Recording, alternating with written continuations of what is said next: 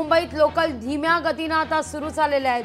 पश्चिम रेल्वे अर्धा तास विलंबाने धावतीये तर हार्बरला लोकल अर्धा तास विलंबाने। मध्य रेल्वे 20 ते 25 मिनिटं विलंबाने सुरू आहे।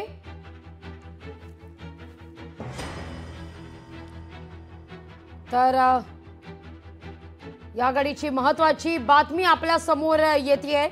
आता पश्चिम रेल्वे तासभर विलंबाने सुरू असल्याची बातमी समोर येते। अधिक आपण जाणून घेणार आहोतच। आपले प्रतिनिधी आहेत उमेश करंजकर यांच्याकडे। उमेश, यांच्याकडून आपण अधिक माहिती घेऊया।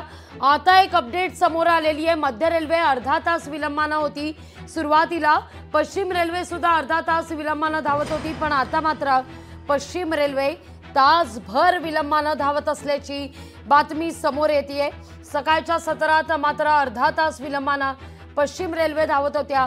काल जर आपण पाहिलं तर मध्य रेल्वे असू दे किंवा हार्बर रेल्वे जेव्हा कोलमडलेली किंवा धीम्या गतीने सुरू होती त्यावेळी मात्र पश्चिम रेल्वेवरची वाहतूक सुरळीत सुरू होती। आता मात्र पश्चिम रेल्वे तासभर उशिराने धावत असल्याची बातमी समोर येते। पश्चिम रेल्वे तासभर विलंबाने आहे। या गाडीची सगळ्यात महत्त्वाची ही बातमी आपण या क्षणी पाहतोय। मुंबईला अक्षरशः पावसाने झोडपून काढलेलं आहे। मोठ्या प्रमाणावर पावसाला मुंबईत सुरुवात झालेली आहे।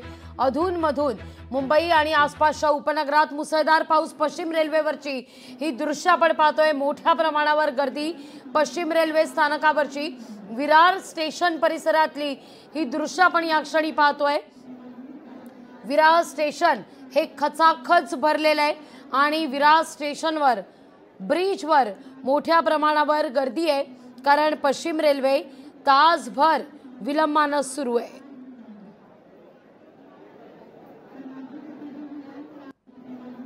या गाडीची महत्त्वाची ही बातमी आपण पाहतोय। अनेक मुंबईकर सकाळपासूनच कार्यालयीन वेळा गाठण्याकरता म्हणून बाहेर पडतोय।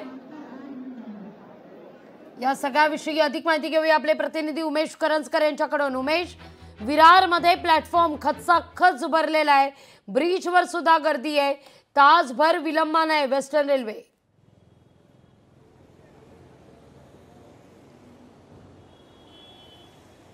लागवी सध्या जर आपण पाहिलं तर म्हणजे मुख्य मुंबई शहर आहे त्यामध्ये पाऊस पडत नाहीये, मात्र जे पूर्व उपनगर आहेत, माफ करा पश्चिम उपनगर आहेत आणि पूर्व उपनगर आहेत तिथे खूप मोठ्या प्रमाणात अजूनही पाऊस कोसळतोय आणि तिथे अजूनही पावसाच्यामुळे लोकल सेवेवरती जी बाधा आहे ती आपल्याला असलेली पाहायला मिळते आणि त्यामुळे तिकडे जवळपास तासभर जे आहे ते लोकल ट्रेन जे आहेत ते उशिराने धावतात। तेवढासा प्रभाव जो आहे तो पूर्व उपनगरामध्ये आपल्याला पाहायला मिळत नाहीये। तिथे कमीत कमी 20 मिनिटं लोकल ट्रेन उशिराने आहेत। मात्र सध्या जर आपण पाहिली पश्चिम उपनगराची परिस्थिती तर ती जास्त गंभीर आहे आणि त्यामुळेच जे पश्चिम उपनगरात चर्चगेट पर्यंत जे लोकल धावतात त्याला कुठेतरी प्रभाव जो आहे तो पडलेला अजूनही आपल्याला पाहायला मिळतोय।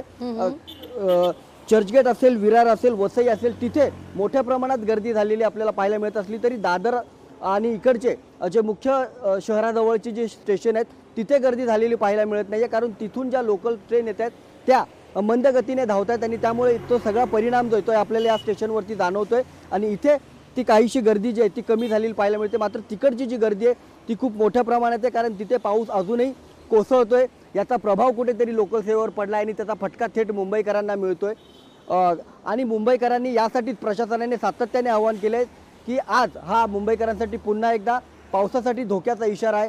पाऊस मोठ्या प्रमाणात पडू शकतो। आता मुख्य मुंबईत जरी पाऊस कमी असला तरी आता सगळीकडे जे आहे ते ढग आहेत ते दाटलेले आहेत, त्यामुळे मोठ्या प्रमाणात धन्यवाद तुम्ही दिलेल्या एकूणच सविस्तर माहिती करता।